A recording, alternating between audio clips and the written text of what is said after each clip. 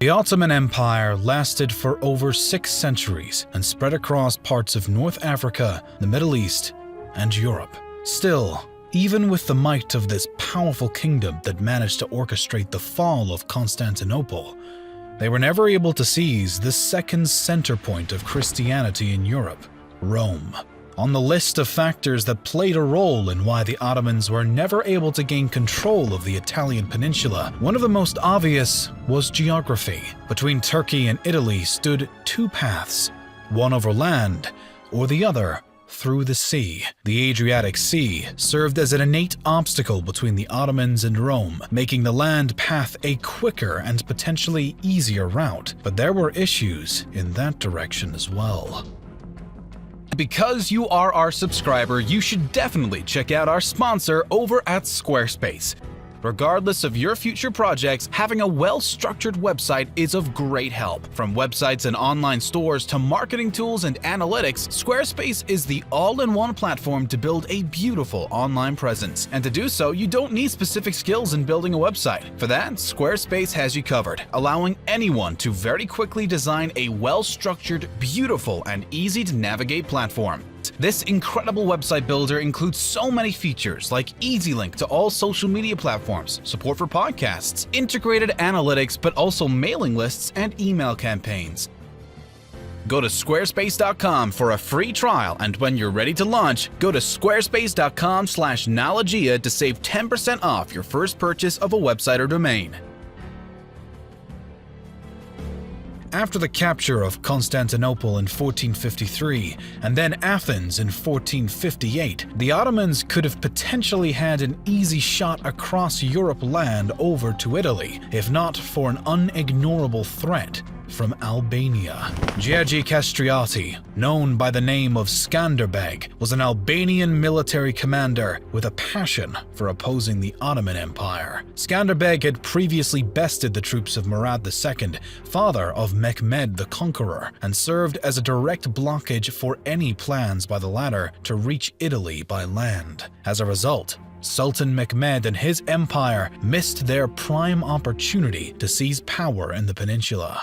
Right after both Byzantium and Greece had fallen into Ottoman hands, Italy was a realm of notable instability. Back in 1442, Alfonso V of Aragon gained rulership over the Kingdom of Naples as well. After the king's death in 1453, the unity between Naples and Sicily was called into question by the eruption of war over claims to the throne of Naples. The strife between the Aragonese and Angevin factions sent southern Italy into chaos, leading to what could have been an ideal time for the Ottomans to attempt an invasion. It is incredibly likely that Sultan MacLeod actually intended on doing exactly that, based on a quote he allegedly spoke to the Florentine merchant spy Benedetto Dei in 1460. After asking the merchant many questions about current affairs in Italy and being purposely misled by Benedetto, MacLeod said to him, "My Florentine,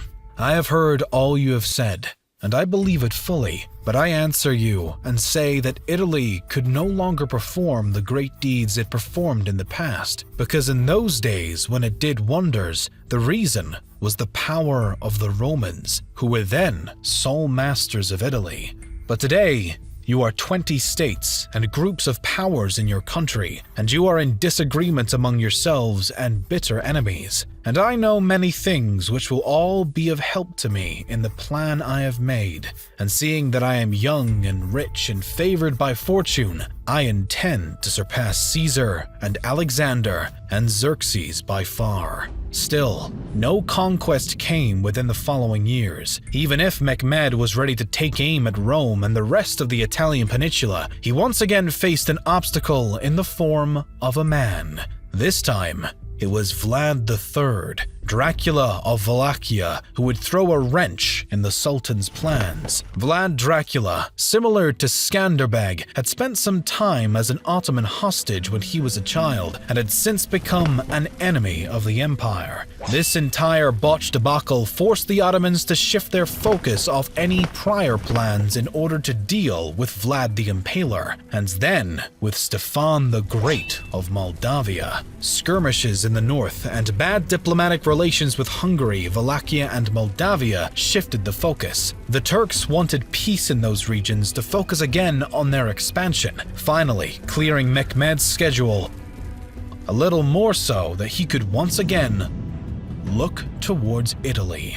In 1464, the First Ottoman-Venetian War began after growing pressure from the Pope for the Europe nations to come together and unleash a new crusade. This conflict, as well as the Varna Crusade and the other battles and skirmishes across the Balkans, weakened the Ottoman military capabilities and postponed future campaigns in the West. Although this war was not an official bid by the Ottomans to make a run at seizing Italy, it did mark a rather significant development in the level of opportunity to do so. Skanderbeg, who readily fought against the encroaching empire once again, fell ill with malaria and died during the span of the warfare. Without Skanderbeg, the Albanians were no longer such a solid obstacle in Mehmed's path to Italy, and the Sultan seemed to recognize the situation. In the summer of 1480, after the Treaty of Constantinople wrapped up the Ottoman-Venetian War the year prior, Mehmed launched an invasion into Italy